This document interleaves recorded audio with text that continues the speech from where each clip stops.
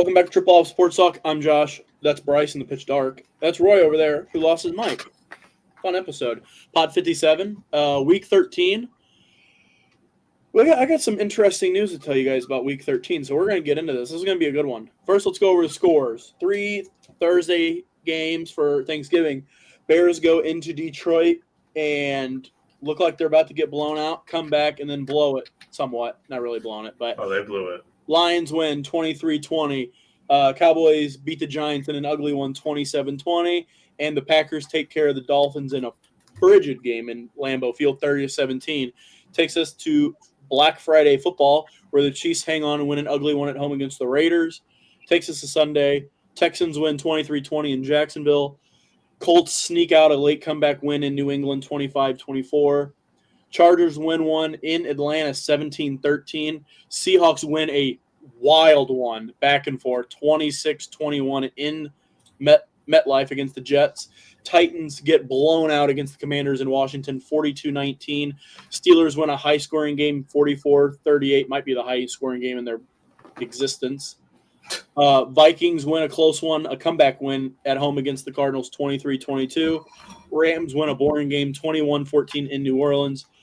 Bucks win, shouldn't have won, got lucky in Carolina, 26-23 Bucks. Eagles win a tight one over the Ravens in Baltimore, 24-19. Bills take care of the 49ers at home in an absolute blizzard. It was awesome, 35-10. And the Broncos win last night in a shootout kind of with Famous Jameis playing for the Browns, 41-32 Denver. Famous Jameis with 500 yards and 4 touchdowns. 500 yards, 7 touchdowns, 5 to his team, 2 to the other team. Typical Famous Jameis game. I love watching Famous Jameis. Let's go to our picks of the week. And this is kind of why I said let's have an interesting we had an interesting week 13. Do you guys have any guesses on why it's an interesting week 13? I agree. All tied. Close. I finished in last place. I went 10-6. We had a full slate, so 16 games. Bryce is 2 games above me, 12-4. Roy, you won the week. Sweet. You missed 1 game. You went 15-1. Wow. Who'd I miss? I don't even know. Patriots Colts, and the Colts came back in the last minute and won. You had it. Pats. Once you won all of the noon slates and Thursday and the Friday game, other than the Patriots game, I knew that you had lost that one. I just got curious. Now, this isn't an exact number because the lines are different. I went to this coming week because all the games were out, and I just clicked one team that was the favorite for every game. Even though I know not all those teams were the favorites, I just wanted to see. I picked every favorite from this coming week, and if you would have gotten that Patriots one right, $5 bet would have paid over $10,000. Damn. So I know it's not exact, but that's I made some money this weekend. I know, but I didn't. Yeah, 15-1. That put me in first place in the overall. Oh, you were in first, I think, by 1 or 2 games. But yeah, you have a comfortable lead now. Now the record, I'll go with Roy in first. He's 127-68. Behind him is Bryce, who is 6 games behind him, 121-74. And I am 3 games behind Bryce, so I would be 9 back of Roy, 118-77. So Roy took a good lead this week. This is the last week coming up with bye week. So after this week, we'll be back to about, I think, 4 weeks of full slate. So more games back. But this week, again, 6 teams on byes. But we'll get to that. Roy, do you have any game of the week you want to talk about? You have it blank today.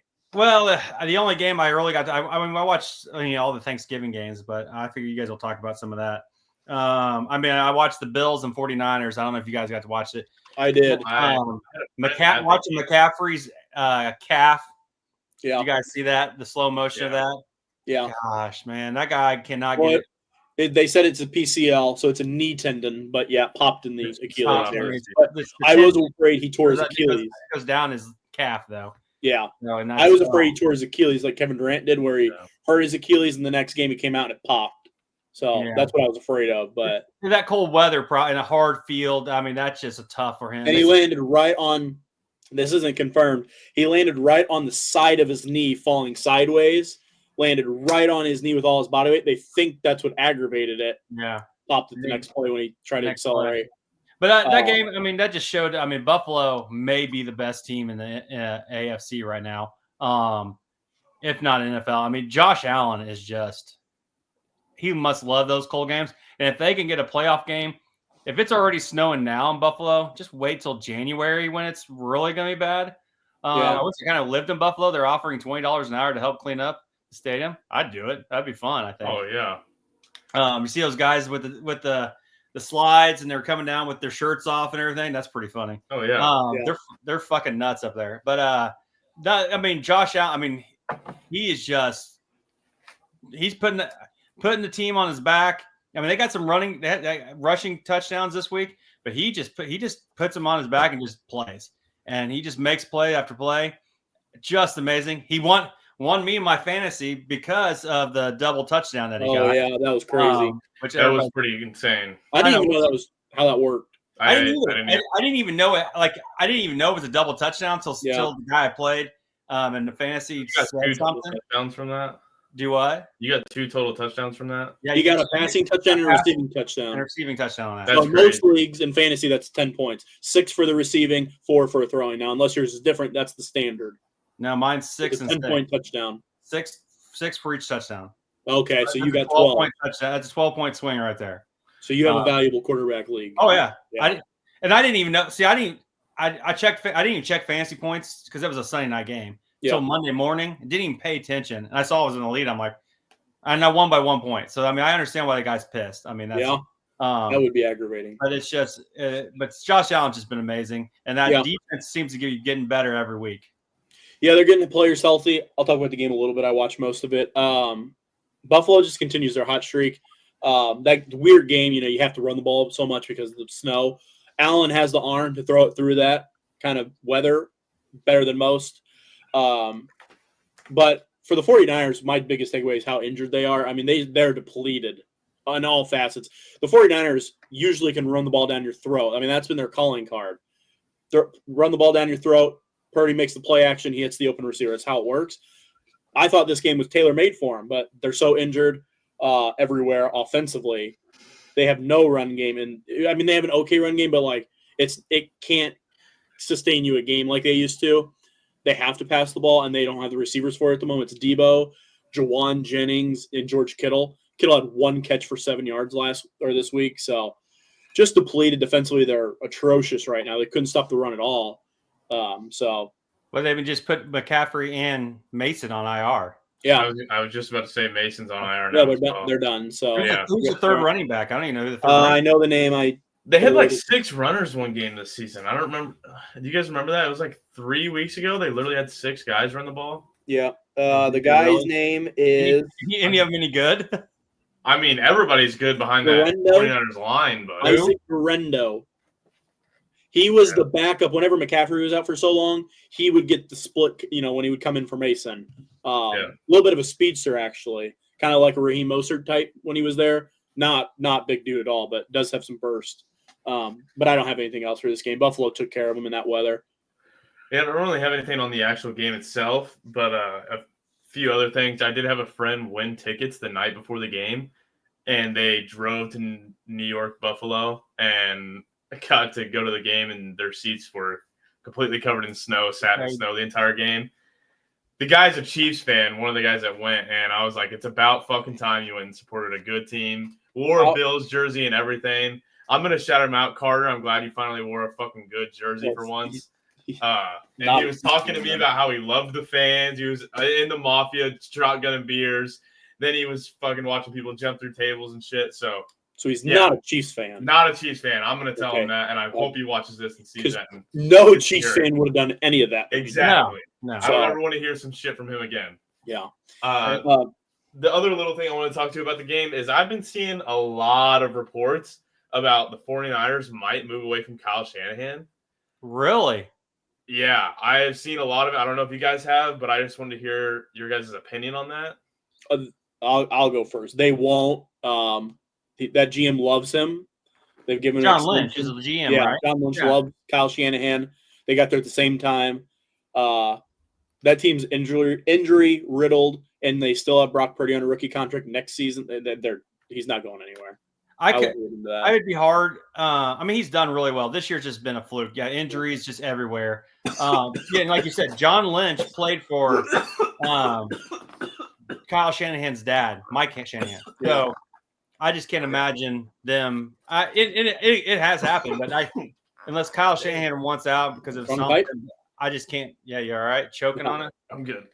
And so I can't see it happening. But NFL does some weird shit nowadays. It honestly wouldn't put past them just because NFL is just I don't know. But who would you replace them with? There's going to be 10 or 12 openings here. And so who are you going to replace them with? That's the question.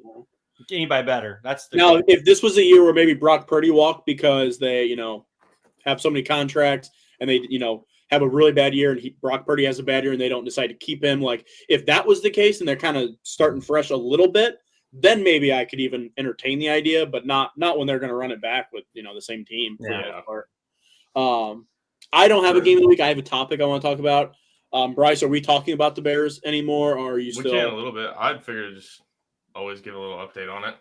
Okay, I just know that no one wants to hear about the Bears other than you. That's why I asked. Yeah, that's not true. Maybe you two. But the Chicago Bears made history like 3 times this game. I don't know if you guys know any of these records broken. The biggest one is that in 109 years of this franchise, they finally fired a head coach midseason. Matt Eberflus is gone. Thank God. Everybody saw the blown game at the end, not losing the game with a timeout still. I mean, it's unbelievable.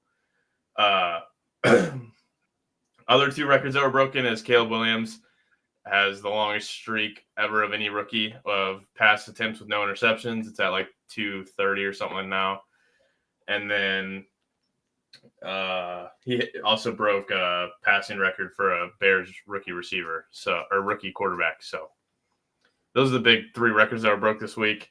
I did want to ask you guys, now that Matt Eberflus is gone, there is a lot of coaches that are going to be up for a head coach position next year. And I wanted to know who you guys thought would be the best to come to the Chicago Bears. Well, I would say for Caleb Williams, you want Cliff Kingsbury is who you want. Because he coached him, and I think he's got a good offensive mind. It just depends on who he's going to bring with him. That's who I would say. Yeah. See, I'm not as big on Cliff Kingsbury as others. He already had a head coaching job, and his whole thing is like spread offense. It works with Jaden Daniels. He's really fast. Their quarterback run the ball a lot. He did that with Kyler Murray. That's why they drafted him number 1. Guy who could run, guy who could spread it out, big arm. But, the Commanders have really faltered down here in the stretch. Caleb Williams. What's that? He did it with Caleb Williams at USC. But that was still Lincoln Riley's offense. Yeah, but I mean, Cliff Kingsbury does. I mean, I'll say he's a good coach. His problem when he was in Arizona, he won the first couple of years. He just liked to party a little too much after a couple of years and got himself in trouble doing all that. Still had a couple Maybe bad he's grown years up a there little at the bit. end. Huh? Still had a couple bad years there at the end where they won 4 games. Well, that's what I said, because his problem was he was going out. I mean, he'd be out till 3 a.m, probably with Kyler Murray, drinking beers and hanging out on hose, and then decided Kyler Murray was playing Black Ops. So well, that's probably true. I'm just not as big on him as some of the other ones. I mean, the obvious answer is Ben Johnson, but every team that has an opening is asking for Ben Johnson. So it's not as easy as just going, oh, they have Caleb Williams, they're going to get him, because it doesn't work like that. He might not. He might go, okay, but all the money is spread out to other places. There's no. It'll be a blank check, I guarantee it. They had a press conference yesterday. I'm not saying Johnson's going to get him. Whoever they want, it'll be a blank check. Ben Johnson is being selective. Washington offered him the job, Commanders last year, and was going to give him like $7 million or something, $6 million. He said no. I don't know what he's looking for. I mean, don't know. I mean, I don't know if he's looking for. He might be one of those coaches who wants complete control. Yeah, and I don't know.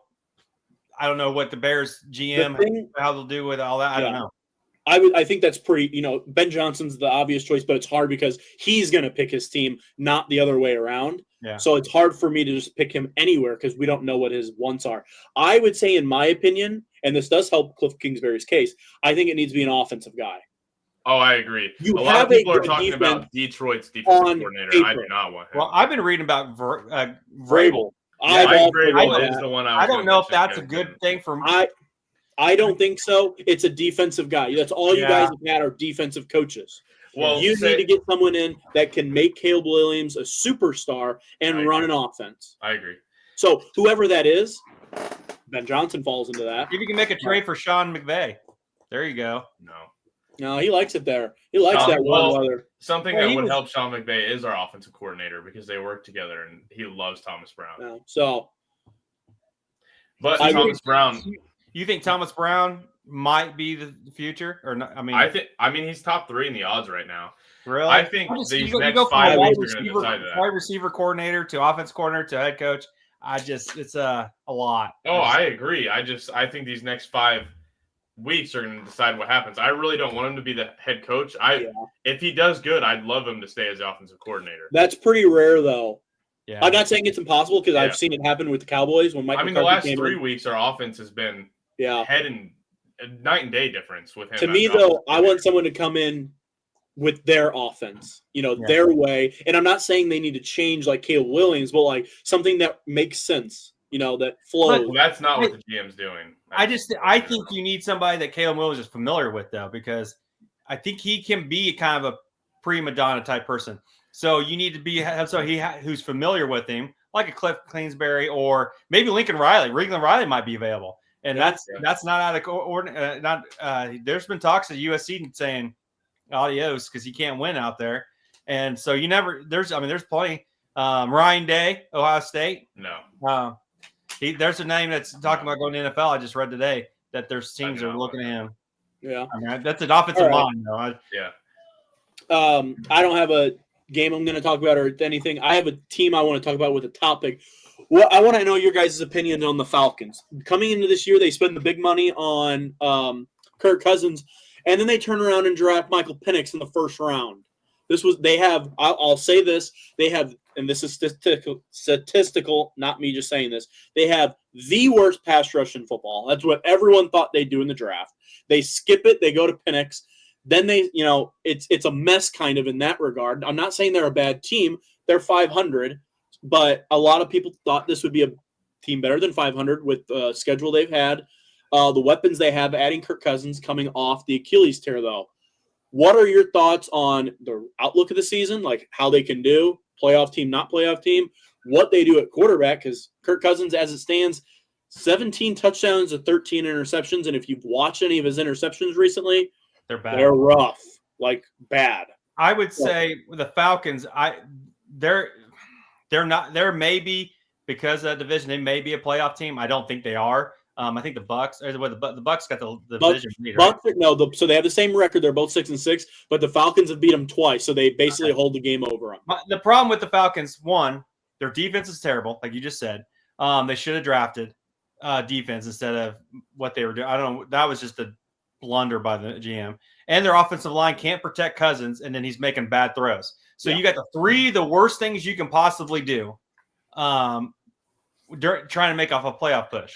And they just seem like every week they're getting worse and worse. And Cousins, he's that guy that he gets frustrated, and he'll be a bitcher is what he's going to do, and that's going to be a problem. He did that when he was in Washington. He did that when Minnesota for a while. When things aren't going well for him, he bitches and gets pissed off. Which, I don't know, quarterbacks do that. But they haven't been able to really run the ball. And, they're just – but when you can't stop anybody and you're having to throw the ball every time, Kirk Cousins is going to struggle. He's always had – when he's had a good running back and a good running game and a good defense, he's done it pretty well. I just don't – even if they make the playoffs, they're not going to stay – they're going to be there very long. Bryce? I really don't think this team is a playoff team. And if I'm the owner of this organization, I'm firing everybody in the front office because, you took an experiment by paying a quarterback who I wouldn't even consider top 5 last year. Would either one of you say he was a top 5 quarterback last year? I don't think he's top 5 in the NFL. He was playing like it. I wouldn't call him it, but he was playing like it. And pay him the most money ever, correct? For a quarterback? Or at least close to it. I don't know about that. He might be under Deshaun Watson. It's real close, if not. Yeah. I think he's got the most guaranteed money, right? And then and then take a receiver who I personally love, Darnell Mooney, who was a number 2 receiver, and pay him an absurd amount of money. So now you just fucked yourself for the next 4 or 5 years. You're just going to have to ride it out with whoever you have right now because you don't have the money to do it, and you really shouldn't start a rebuild with the years that you have left on the contracts. But if you look at this team, you go back to the draft pick, and they took Michael Penix, which everybody was shocked by. Even Kirk Cousins talked about how he was shocked by it because he knew that they were going to take a quarterback, but didn't know it was going to be in the first fucking round, the 8th overall pick. And then you go and look at their team. Their defense is bad, but every single loss, they don't score over 20 points. The Broncos game last week, 6-38. Yeah. This week, Chargers Falcons 17-13. They got beat by the Saints 17-20. They're not scoring over 20 points with what I consider probably the highest powered offense in the entire league. They just don't. I mean, they have one of the best tight ends. They have some of the best receiver cores. They have an unbelievable running back who hasn't even touched the ball in 2 years. And Kirk O'Chains is a good quarterback in the NFL. He's just not what I would say as much money as he got paid for it. He is a good quarterback in the NFL. Yeah. It looks really bad for the Falcons here. And you got to think, if you're someone like Butterball and you're a fan of this team, you're looking at some hell for the next couple years. I'll tell you this. They don't use their tight end at all because I got no, they don't. They don't use anybody on the team. I'm getting to that, Roy. That's what I'm coming at. I thought this decision to sign Cousins was a great one. Now, don't get me wrong. I think he's worth that much money? No, but they needed a quarterback. They just did. I can agree with that. I just don't think they needed him that much. So I agree. The draft pick, I can't even get started. It just made no sense. It still makes no sense. You had an top 10 pick with a good offense, and you just signed the quarterback, an accurate passing quarterback, and you literally don't even get to use your first-round pick. You don't get to use them. So I'm not even going to go into that because of how bad that is. Bryce kind of nailed it. They have a top 5 running back. He is that good. I know stat-wise he's not. He is that good. Probably like 30s in stat-wise. He averages 4.6 a carry. His backup, who is also a good running back, just does not need to be on the field as much as he is. Who's their backup right now? Algier averages 4.8 a carry. They have 1,200 rushing yards as a team through 12 games. That's really good. They have 9 rushing touchdowns. That's okay, but that's because they don't score a whole lot of touchdowns. Cousins has been okay. The interceptions are bad. I mean, red zone interceptions. He gets sacked on 3rd down a lot. He doesn't move well. The defense is pretty atrocious. When it comes to the receiving core, Drake London has actually looked really good. He's a good route runner. He's a big receiver, especially in the red zone, man. He's so good. Darnell Mooney has been a revelation, on pace for 1,000 yards, almost 10 touchdowns. But you kind of nailed it there, Roy. Kyle Pitts is non-existent. He has not scored over 10 fantasy points 2 times. He's not scored over 10 2 times. He's done it once. He's horrible. And I'm not saying as a player he's horrible. It's just not in the offense. He's not there. I don't know. They have to move him. I don't care if he's a good athlete. You don't use him. Move him. Get something for him. Because, at this point, but then again, I don't know what his value is. He might not be anything. So it's the draft pick. I think this team is good. They just play really bad at times. They make bad decisions on turnovers. They settle for field goals. I didn't even talk about that. I have to find it. Young Ho Koo has been one of the better field goal kickers in the league the last few years. He is... I can't see the amount. He's 21 for 31 on field goals, and he missed 4 in one game 2 weeks ago. So not been good at field goal kicking. Special teams is bad. It's those in-between areas where they don't play well. They don't get sacks. They have a good secondary. They have an average linebacking core. I think they just missed on the draft. They need to draft well this year and have impact players ready to go and maybe spend some money in free agency. I don't know how much they have. I do think they're a playoff team, and I think they could get in, but the Bucs have a really easy schedule coming up, so we'll see. Falcons?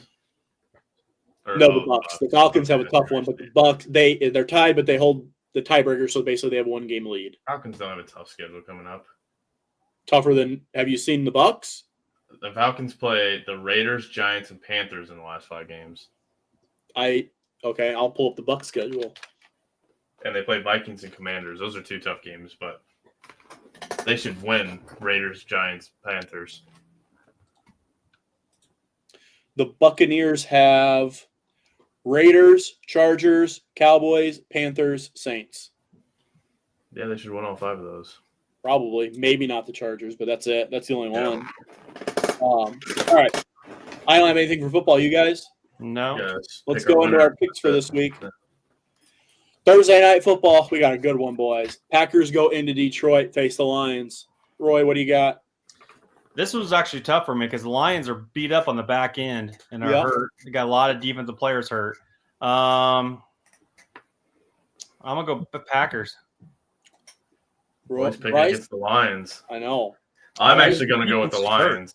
I agree the defense is hurt, but I think the Lions' offense is just they're gonna steamroll through the Packers' defense. I think if the Packers can stop the run, they got a chance. The problem is, I think the Lions defensively can stop the run right now, but in the back secondary, they are injured. Yeah, they had to go get Jordan Love turns the ball over a little bit more than you'd like. It's at home. I'll take the Lions, but I could see the Packers squeaking this one out. Takes us to Sunday. Browns go to Pittsburgh. I'll take the Steelers. Yeah, the Steelers by 20. Steelers. Not by 20. Famous Jameis will keep it close. Famous Jameis is not good. I can't understand the hype around him. Well, I looked at the stat line after their game because I just couldn't fathom how many yards and stuff he had. Yeah. I don't know how the Browns have gotten so far away from their run game where he's throwing 60 times. I mean, what Browns quarterback? Crazy. That they have been historically a great run team. Famous Jameis comes in. I don't know if he's audible on every play, but they're throwing that sucker 60 times. It's crazy. Saints go to the Giants. I'll take the Saints. Yeah, I'm going to take the Saints as well on that one. Yeah, I think it's no-brainer, Saints. Yeah. Jets go to the Dolphins. Roy, I'll let you go first. I'm going to go Dolphins. Bryce? I'm also going to go Dolphins. I am also going to go Dolphins. Is Aaron Rodgers starting this week? Yeah, I'm sure they'll start him throughout. I saw some report that he might not be. I don't know. I haven't seen Unless he's injured, I think they'll have him out there. Jags, battle last place, by the way, top 2 picks. Jags go to the Titans. Bryce? Give me the Titans. Trevor Lawrence is dead. We should probably talk a little bit about that. I read that he might play. Yeah, Really? I read that he might play. That he was just a mild concussions or whatever. He can pass. I mean, he was like this. I did want to ask you guys how you felt about the hit and if the 3-game suspension is viable. Fine with me. Dirty play. It was a dirty play, but 3 games, I don't know. 3 games is a lot, but I'm surprised he's a repeat offender for many things. So I was going to say I think he's a repeat offender and very dirty, and I think that 3 is actually a little too little. I thought he should be suspended for the rest of the season. Yeah, that won't happen. Especially a team that is in playoff contention. That's they would insane. Never I mean, he's been a dirty player all year. Yeah. Roy, what'd you pick? I'm also going Titans. Falcons go to the Vikings. Kirk Cousins reunion right here. I'll let Roy go first on this one. Vikings. Bryce? If this was a noon slate, wasn't a noon slate, I would pick differently, but I'm going to take the Vikings since it's a noon slate. Because you can't beat primetime Kirko? Yeah, that's true. This one's close. The Falcons, I think they're good enough to win, but I just can't. I can't take them right now. Not the way they've been inconsistent. Panthers go to the Eagles. I'll take the Eagles. Yeah, Eagles. Raiders go to the Bucks. Bucks. Yep. Seahawks go to the Cardinals. Cardinals were on a heater, and now they've lost a few in a row. Roy, I'll let you go first on this one. Seahawks, I feel like they're playing a lot better. I agree. Seahawks with a huge comeback last week, and the Cardinals not playing very well right now. Yeah. I kind of agree, but I need some games. I'll take the Cardinals because they're at home. Bears at the Niners. Bryce, I'll let you go first on this one. I know I said I wasn't going to guess on or pick the Bears the rest of the season, but I also said that's because they wouldn't fire their head coach. They're going to win this game. I promise you guys. The Bears will win against the 49ers this week. Roy? Man, it's hard with all the injuries that the 49ers have. It's just And the Bears are playing good football right now. They just had some head coaching issues that were costing them games every week. I'll take the Bears. I don't. And I'm going to take the Niners at home. If it was in Chicago, I do probably go Bears. I will take the Niners at home. Bills at Rams. I think this one can be closer than people think, but you just can't pick against the Bills at the moment. I get it. Yeah, I agree. Bills. Chargers go to the Chiefs. I'll let Bryce go first on this one. I mean, the Chiefs literally have to be doing witchcraft underneath the stadium. I don't understand how they win these games like this every week. I don't know if you guys saw the end of the Raiders game this week, but fuck the Chiefs. I'm picking the Chargers. Jim Harbaugh's not going to make some mistakes like that. Roy? I'm going to go Chargers. I'm going to go Chiefs. You call witchcraft, I call good coaching down the stretch. Good coaching makes a fumble go off the guy's shoulder? Are you fucking retarded? Well, that's the Raiders. What did you expect? That's what I'm talking about. Oh. Good coaching doesn't win. That's like win by a fucking fumble against one of the worst teams in the league. And if you're considered the best team in the league. I don't think they're the best team in the league, but they do know how to coach down the stretch. I mean, they win close games. That's what they do. That literally had nothing to do with them. They should have lost that game as well. I agree. There's been 8 games this year they should have lost. Bengals go to the Cowboys on Simpsons Monday Night Football broadcast. Don't know if you guys saw that. This game was supposed to be fluxed out. They couldn't because it was on the Simpsons thing. I'll go first on this one. I think the Bengals are going to hang 40 on us. And Cooper Rush can't score 40. I'll take the Bengals. I agree, but I still want to know what the Simpson thing is that you're saying. So you know how they've had like SpongeBob broadcasts? Okay, I get it now. It's a Simpsons-themed one. They've been working on it. Does anybody watch that shit? I watched the SpongeBob one. I turned it on to see what it was. And the idea of it is they're not meant to be for us to watch. I know, it's meant to be for kids. But yeah. What kid is going to be watching it on his own and not watching in the living room with their parents? Well, the parents, in that theory, the parents should turn on the kids' sport portion broadcast. The parents are the one wanting to watch the game is what I'm saying. But that's the idea of the broadcast is they want the kid to be the one be like, Mom, I want to watch this. It's never going to happen. They're just wasting money. The SpongeBob stuff. Now, I know SpongeBob isn't the Simpsons. I'll take the Bengals. So we're all in Bengals? Yeah. Yep. All right. And buys. Last week of buys. Ravens, Broncos, Texans, Colts, Patriots, and Commanders. And that will do it for NFL. All right. We're at the college football. I'm going to go with last week's CFP teams. We do the top 12, but actually we're going to who's going to make the playoffs, pretty much what it is. Yeah.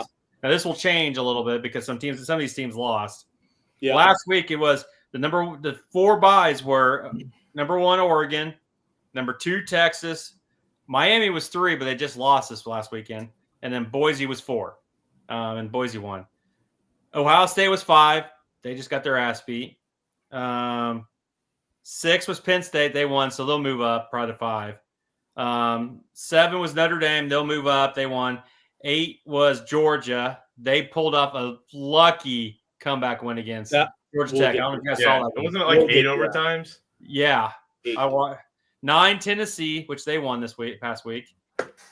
10 was SMU. They won. 11 Indiana, they won, and number 12 was Arizona State, and they end up winning.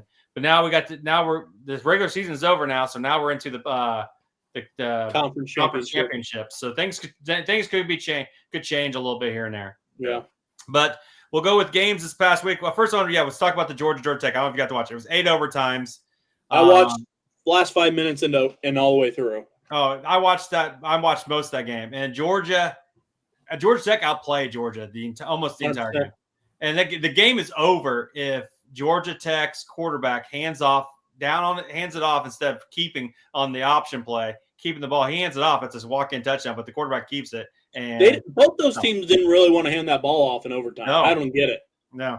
But it was a great game. I personally wanted Georgia to win. I know people want upsets. I want the CFP to be tough. And if Georgia would have lost, they probably were out of the CFP. And then you're going to have no Georgia, no Alabama, and it's just going to be, and everybody's going to be saying, hey, SEC needs it. Well, come on. I was glad they won so they can stay in there because I don't want Penn State, Oregon, and Ohio State to freaking have these cakewalks of Indiana and Notre Dame and all these pissy Boise State. Boise State. Boise State. I mean, that's what, and SMU teams like everybody's talking about the freaking Pac-12 or Big 12, and I'm freaking tired of it. They're not that good, but that's one of the games. I don't know if you have any comments on it. Georgia Tech. I just wanted to say that I talked about it a few weeks ago. It does look like Georgia isn't preparing for games like this because they fucking smash teams that they're ranked against, like Tennessee, and then they get beat. Should have been beat by Georgia Tech. Got beat by who was it? Like 2 or 3 weeks ago. Fucking huge upset. I can't remember who it was that beat them. I don't remember. Texas A&M, and it was not Texas A&M, was it? It wasn't Texas A&M. Old Miss. Yeah, they just get beat by teams they shouldn't get beat by. It does look like they're not preparing for it and just preparing for the weeks that they think they have a tough matchup. Their problem has been a matchup. Their defense cannot handle a passing quarterback. They can stop the run. They can stop. Their problem is the option play, which Ole Miss does well and Georgia Tech does well, and that's what got them in trouble. But their defense has been. Their offense has been. Carson Beck the last several weeks has just been terrible. Car salesman. Huh? He's gonna be a car salesman. Yeah, he's just been terrible, and so it's just gonna be bad. So the other game, Illinois went into Wrigley Field and beat Northwestern 38-28. You got anything on that, Josh? Yeah, I watched portions of the game. I didn't watch all of it. I kind of thought Illinois was going to blow them out. They didn't quite do that. Illinois, I don't have a whole lot to say. They kind of handled them for the most part. They ran the ball well, not Illinois-like. They're much more of a passing team. They have a kid, something Lottery or I don't know how to say his last name exactly. He's a little speedster is what he is. He took a couple handoffs right up the middle, playing 2 high safety, split them right down the middle a couple times.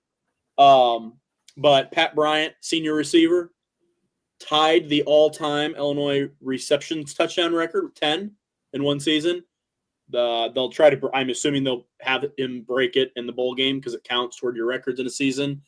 So he's had a hell of a career. He got invited to the Senior Bowl, so he had a good career. But I'll tell you what, Illinois will not make the college football playoffs. They don't deserve to. I'm not saying they should, but they were really one loss away from actually having a conversation because 2 of their 3 losses, Oregon, Penn State. Oregon, they got blown out, and both are on the road, by the way. Oregon got blown out, definitely not as good. Penn State, they hung around, probably could have had a better game. I think they lost by 2 scores. Kind of didn't feel as close as 2 scores, but if they wouldn't have lost to Minnesota at home, which is also a bowl team, so it's not like it's a bad loss, but if they would have only had 2 losses and been Oregon and Penn State, they at least would have had a conversation. Not saying they would have got in, but good season. Yep, good season. Now you're going to have a pretty good bowl, I think. They're going to get the number 1 team out of the SEC that doesn't make it. A lot of people think it'll either be Ole Miss, South Carolina, or Alabama, one of the 3. Whichever one is the top team that doesn't get in. Yep. All right. So another game was Tennessee at Vanderbilt. I don't know if you got to watch this, Bryce. Yeah, I mean, it wasn't super close. They kept it close in the first half and then kind of just. Well, it was 17-0 right off the bat because I looked at my phone and I saw it was 17-0. I'm like, what the hell happened? They gave up some points in the first half and then came out in the second half, just kind of shut down Vanderbilt completely. Yeah.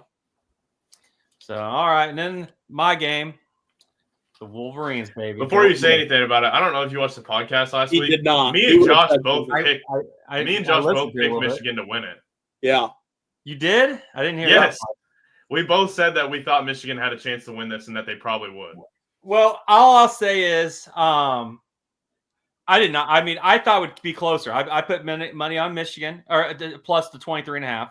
I thought it'd be closer than what people were saying. I didn't know they'd actually win. I didn't think we'd be able to control the game like we. I mean, Ohio State has a good job of throwing the ball out. And I know I've been bitching about Wink Martindale, but I just looked at his stats, before the Ohio State game, and the last 8 quarters, he'd only give up. The last 4 games, he only gave up 500 yards total. Their defense, total yards, and they've only given up, I think, a grand total of 4 touchdowns and 3 field goals or something like that in the last, I don't know how many, four games. So coming in, I was surprised that he'd actually been, I think he's finally finding his own because he'd been doing, and he even said it in one of his interviews, it took him a while to get back to the college game. So much different than the NFL game. And I think he found his rhythm, and he found it against Ohio State. He did not blitz like he usually does. He blitzed at moments where with one linebacker. He wasn't doing corner blitzes. He double teaming Smith the entire time.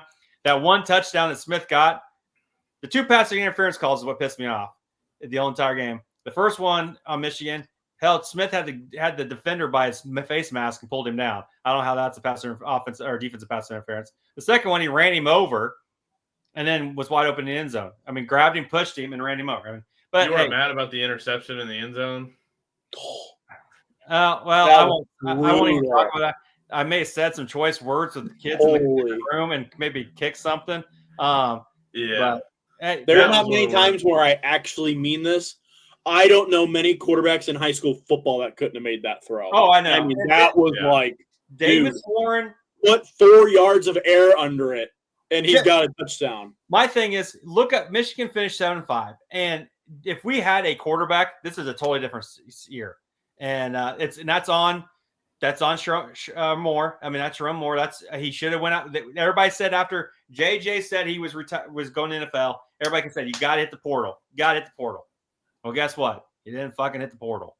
And then we get Jack Tuttle and Orgy, and I can't believe Orgy has not seen the field.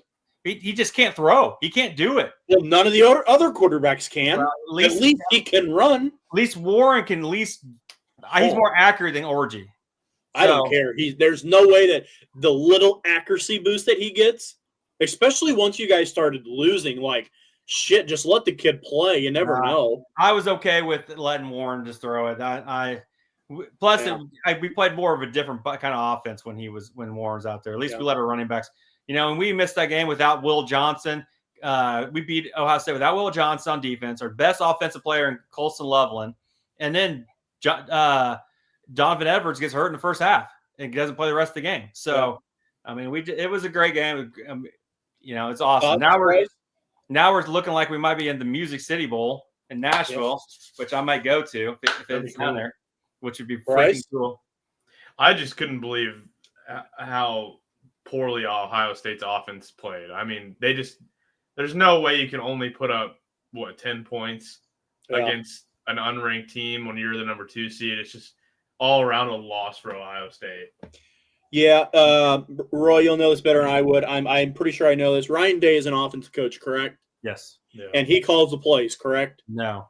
Chip Kelly calls the plays? This year he brought in Chip Kelly just to call the plays. Okay, well, I'm telling you. Everybody's bitching about Ryan Day doing it in the past. Well, that's not Chip Kelly's offense, okay? No. I know Chip Kelly's offense. That's Ryan Day's offense. Mm-hmm. So everything maybe other than the play call is Ryan Day's offense. No, it is awful.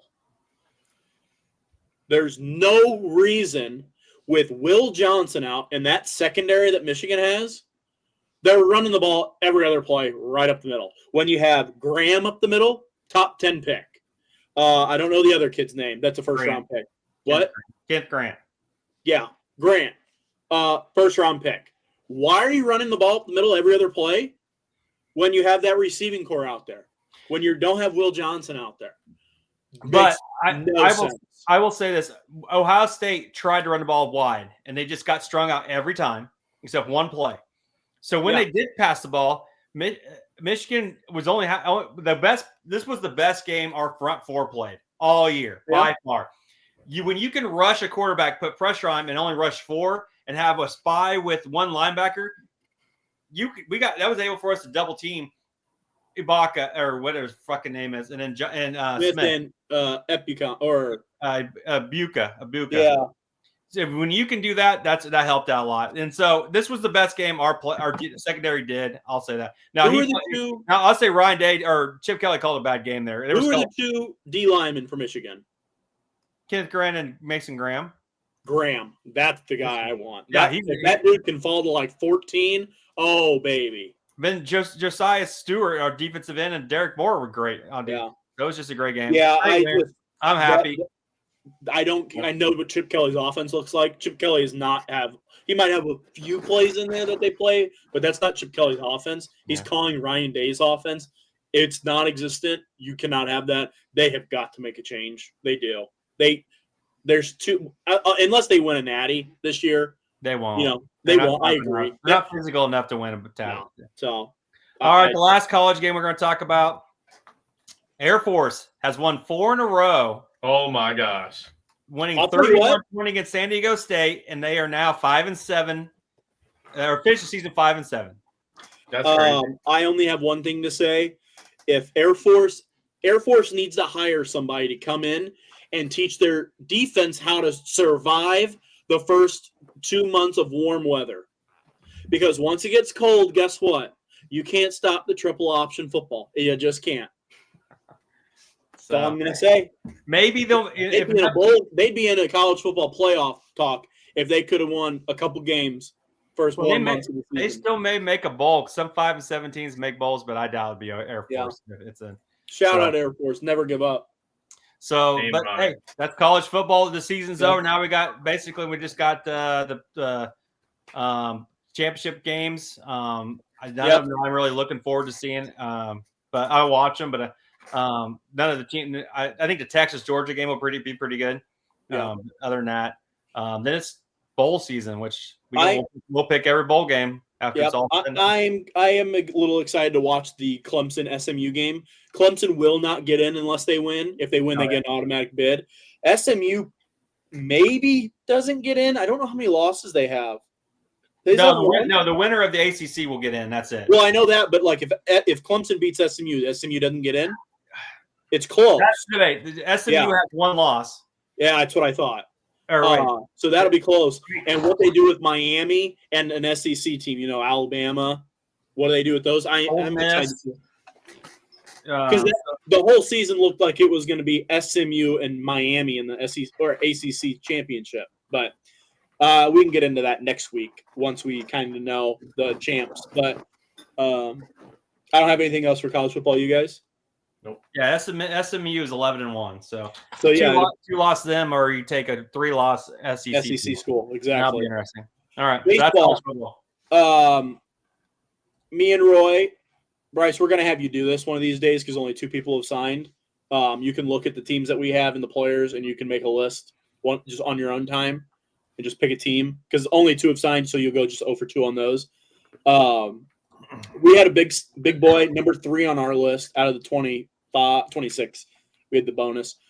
Signed Blake Snell. The rich get richer. Goes to the Dodgers. 5 years, 182, $65 million deferred. So that's $13.2 million of the year. A year is deferred. Won't go into the payroll for the Dodgers. I don't have a whole lot to say. I thought the Dodgers would go add a big pitcher. I actually predicted Fried. So, I'm not saying it's a crazy. Might still. What? Might still. Oh, it might still. But I think a lot of people thought they would go after a big pitcher. So I'm not, shocked that they got Blake Snell. He got a good deal, no opt-out. So it's guaranteed, 5 years. It's a really good deal for Blake Snell to go there. I really kind of want to talk to you guys about the deferred money and what your guys' thoughts are, because the Dodgers aren't the only team that do this. What do you call it? Rafael Devers, Red Sox deal, a couple of years back, 2 years. He has a lot of deferred money. So it's not just the Dodgers, but I want to hear your guys' opinion on it. Good, bad. I got an alert just now, right before we started talking about MLB, that with Snell and Edmonds signing both deferred contracts, they have now passed $1 billion on deferred money. They owe $1,600,500. Well, that's all the Shohei was $700,000. $680 million of Shohei's money is deferred. Yeah. So I don't. As for defer my whatever, it doesn't matter. The money's to me. I don't give a shit. I don't care less what owners pay, what players get. I could care less. Yeah. My problem is, these smaller market teams keep bitching, but then they're willing to take as much money as they want from these big market teams, but don't spend it. So when people bitch about money and everybody says energy salary cap, I don't give a fuck about any of that stuff. Yeah. Because, if all it's doing is raising, going to ball game, going to Dodger Stadium and paying $18 a fucking beer. No, I'm not doing that. It's getting ridiculous. Now, baseball needs to do something about whether ticket prices. I don't give a shit about how much you pay your players. Quit doing ticket prices and food and drink so high. And let us actually go be a fan. If this can't keep doing it, then I'm not going to go anymore. Ball. You the same, Bryce? Same thoughts? I've been saying I don't really like the deferred player paid stuff because I think it's kind of a cheap way to get out of paying players and just stacking it like the Dodgers are. Yeah. But I do agree with Roy. I've been saying for years that every league needs to go across and put flat rates on every single item. Yeah. I think it's just unbelievable how much fans are gouged, especially like Dodgers. There is no reason to be paying that much money. There's 100 and something games a year. There's absolutely no reason. Look all TV money they're all getting. Every fucking organization is getting all this TV money. Yep. Don't fucking tell me that you can't bring beers down to $6 and a hot dog down to actually what a hot dog should cost. Like $2. Yeah. See, I kind of take a different approach on the deferred money. I don't care from the player's perspective when you get your money. That does not bother me. If you're okay with making $2 million and getting $68 a year after you're done, cool. It should go against those owners' tax dollar because that's the whole reason. Once you get over a certain amount, the owners have to pay a tax. The Yankees owner pays tax over the threshold. Now, there's no cap, but once you hit a threshold, you pay a percentage of a tax that's over it. Now the owners, or what they're doing, is they're deferring the money. It doesn't go against their tax because they're not paying it technically. Yeah. So then they can give the money to the player, not under the table because they're still signing it, but later and not have to pay the tax. The only people benefiting from it are the owners. That's it. Mm-hmm. Yeah. They don't do anything with that money. Like the Dodgers are using it to spend more players at the moment because then the owner doesn't have to pay as high of a tax. That's bullshit. Pay the damn player the money. If you want to pay him 5 years from now, cool. You're still paying him, in Shohei's case, $70 million. That's how much it'd be on the tax. That's my opinion. These owners are richer than can be. They can pay the damn tax. Quit bitching about it. Roy, you want to talk about that? Well, first, you talk about Boyd, right? Oh, yeah. Roy or Bryce, you want to talk about I want to talk about Boyd. The Cubs signed Matthew Boyd to their rotation, agreeing to $29 million 2-year contract for the veteran left-hander. And I wanted to ask you guys, because I personally, you guys know I know more about the Cubs than any other team. It's all I really watch. I don't know much about this guy, and I wanted to hear you guys' opinions on if he fits good with our team or not. Obviously, we need bullpen relief. It was our biggest struggle all year. But Roy, you want to go first? Well, he's not a bullpen guy. I mean, he's a starter. So, no, I think who was he with last year? He wasn't with he was with the Guardians. So he was with Detroit the year before. There were several, and I thought he started out when he first came in the league. He wasn't very good. I mean, he got hit rock a lot, but he got really good there towards the end of the Dodgers or Tigers games. Yeah. I think he's a good little lefty. I mean, I think he is a guy that you can develop or not. He's already got experience. He's old. I think he's older, but didn't he get hurt? Is that why? He had Tommy John. Tommy John. He had second one of his career. Huh? He had his second Tommy John of his career. So I think it's not a bad. He's probably. I think it's a high ceiling basically. You're not how much you paying him? 26, I think it said something like that. For how many years? 2 years. You're paying him like 15 a year. 29. So that's $15 million for a pitcher nowadays is nothing. $15 million for anybody in Major League Baseball is pretty much nothing now. So I think it's a good it's a low risk for high reward if he does well. I think he could be serviceable for the Cubs. Yeah, I didn't realize he was I thought he was a bullpen guy when I read it. No. I don't know if I like him Matthew signing Boyd another lefty. He'll be 34 when you kick off the season. Yeah. Our 1 and 2 are both lefties, and then 3 is a righty, and we go back to a lefty. Yeah, because he's going to be replacing Kyle Hendricks. Yeah, he asked me. I don't know. I agree with Roy when $15 million is not a whole lot, especially 2 years. Like you can kind of get around it if throw him in the bullpen, make him a long guy. It's definitely a risk to me. He missed all of last season until the last month. Pitched really well coming off Tommy John. Pitched well in the playoffs. I personally don't love it. I really do not understand the Cubs' philosophy. the last few years.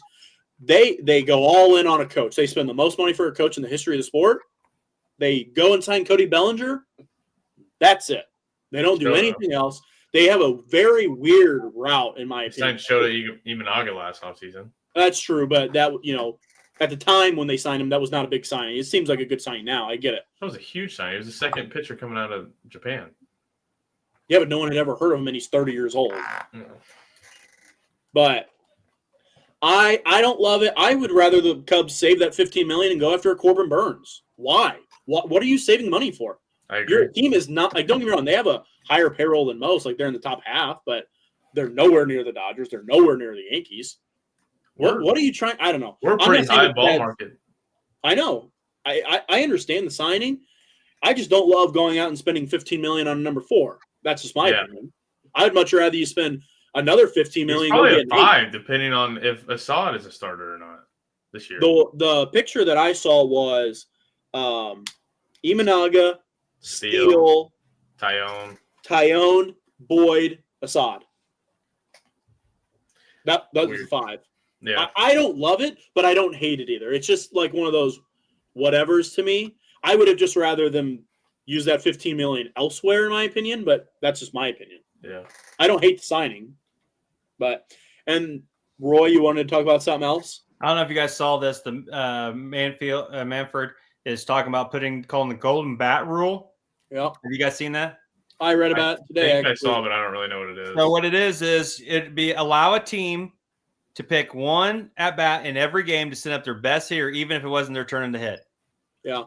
So, let's say Judge hits 3 and the bottom of the 9th with 2 outs there at the 5 hole. They just put whoever they want there. Your best hitter. Judge already batted, they can pull him back up and hit again.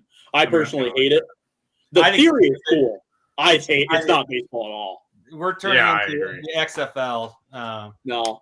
Trying to make just. And I've been all for a lot of the baseball changes. Pitch clock, love it.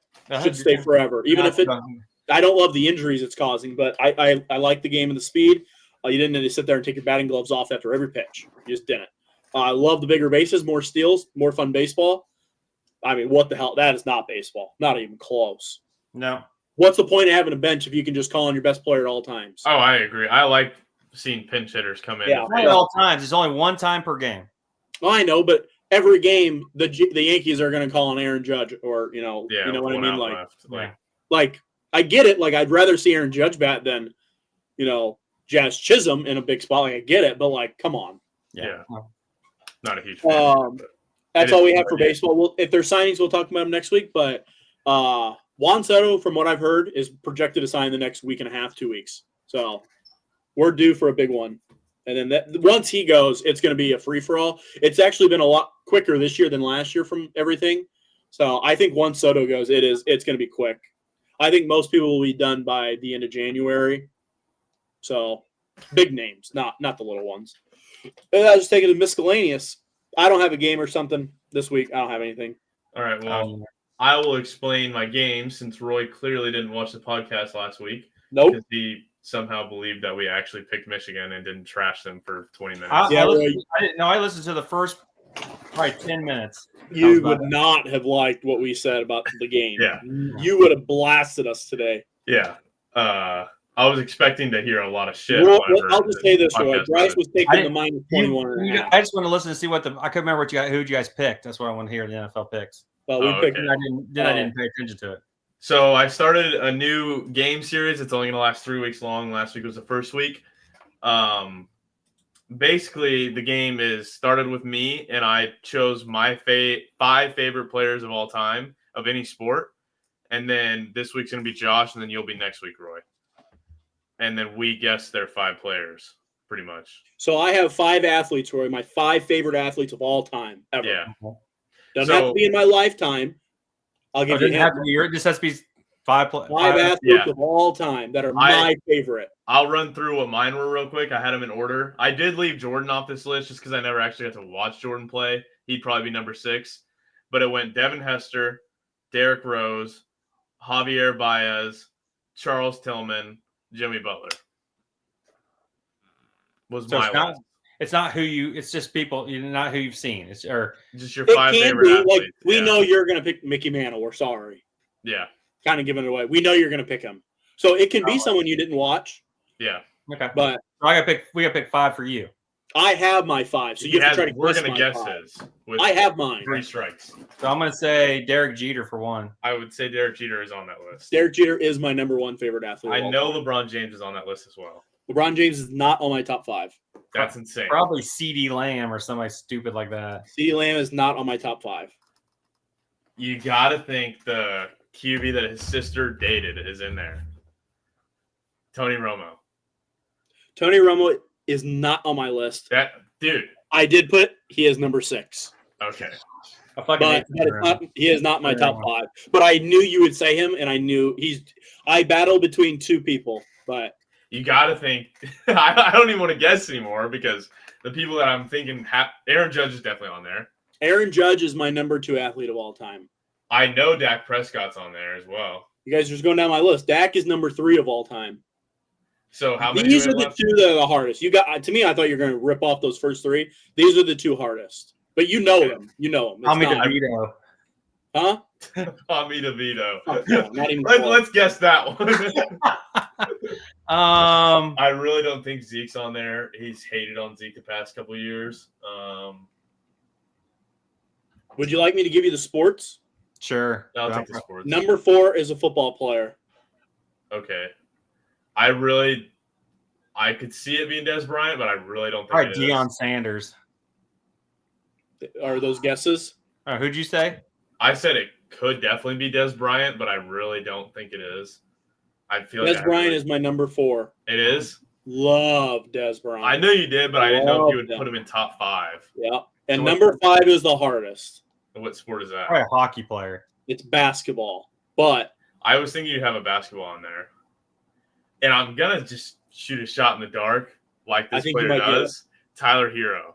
oh no. No. Probably Damn. Dwayne Wade or somebody. No, he was close. I thought about Dwayne Wade. He was close. You know, I know who it is. You do know who it is. Williams. No, but No I'm way. sorry. No, I had to Williams. put a basketball player on here. I chose between 2 players. Darren Williams Darren Williams. and this person. And I chose the other one, but he was the final one because I put Tony Romo at 6 because he's just not on there, but he still means something to me. But I chose a basketball player. It was Darren Williams and someone else. Now think about Darren Williams for a second. It's an Illinois player. Went to the NBA. It can't be Io. Is it I Io? would assume number 5. Because I would assume it was the first person that went to Brad Underwood at Illinois that made Illinois a good basketball school again. So I will forever be thankful for Io because now we are a basketball school. I've heard you talk about Darren Williams forever. I cannot believe that. Well, because before Io, he's the only time Illinois ever had a good team. Ever. Now they have one every year because of Io. So that's why he's on there. What about, what was it, Trent Williams or something like that? Or, no. What was his name? What was the guy before Io that was good, but he was the only good guy on the team? Brandon Paul? No. Just before him. I went and saw him. Short point guard. I went and saw him score like 40 against some terrible team. Trent Frazier? Trent Frazier, yes. Trent Frazier, you could talk. Io was 10 times better than Trent Frazier. I'm not saying that. I'm saying Trent Frazier. I did love Trent Frazier. I watched him put 40 on Gonzaga when we were one of the worst teams in the country. Stud. Yeah, he was good. But when Io got there, he became a defensive guy. But he didn't score at all. But I'll forever love Io for coming. My top 5. All right. So next week we'll do yours, Roy. Yeah. I'll come up with 5. All right. You guys got anything else? Wait, yeah, I can do next week. Never mind. I'll leave for Like a comment here soon. So Subscribe. Comment if you're new. Peace Roy, out. do you have any old man wisdom? no, I don't have anything. He said no. Oh, okay. No. Peace. Peace. Peace. All right.